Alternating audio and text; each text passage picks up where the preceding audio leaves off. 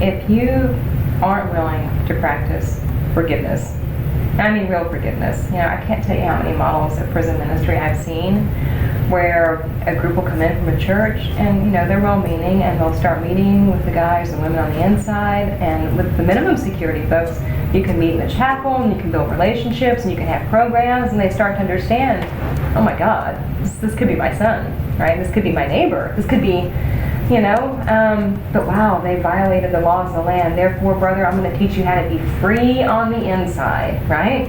And you realize that you can build a relationship, but it's just too bad. They're going to have to be in prison. So all I'm going to do is just bring Jesus to them in here.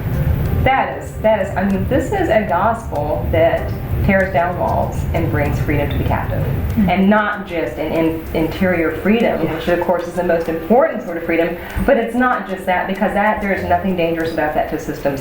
In fact, that could be used as a tool of slavery to guarantee that you keep more people enslaved, that you can and that you can justify your systems of oppression and enslavement. And in fact, it was used in this country. I mean, the Civil War split more than just families. It tore more than just families apart. It tore denominations apart. All main denominations divided during the Civil War. Every single one. And it was over this issue.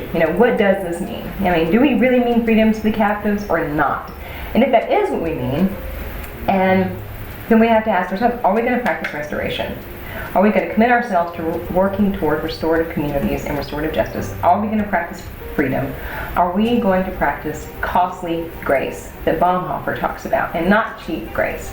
And if you aren't willing to do that hard work, right, and if you just shake your head, well, that's just not practical, and that's just going to disrupt the economy and everything else, then understand and own the fact that you are not a disciple of Jesus. You are not a Christian. You aren't following the teachings of the Nazarene. You are a secular capitalist.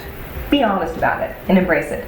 But quit pretending like you're a good Christian and you're going to go to church on Sunday and Wednesday and you're going to teach a Bible school class, and that you occasionally will help out, with building a house, and that means everything is okay, because a lot more is required. So you've got to face this internally yourself and really examine your conscience and your beliefs and see if you're willing to walk what is a very narrow path.